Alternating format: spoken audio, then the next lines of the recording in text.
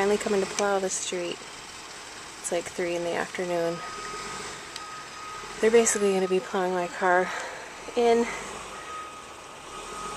Well, maybe they're not coming to plow it. Oh, it looks like he's backing up to get a running start.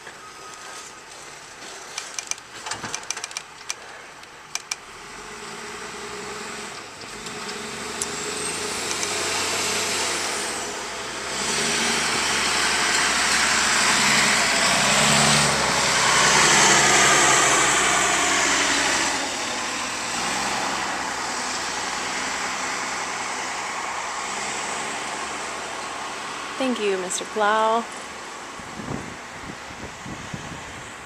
Our street is no longer a snow-covered field that you can actually tell it's a street.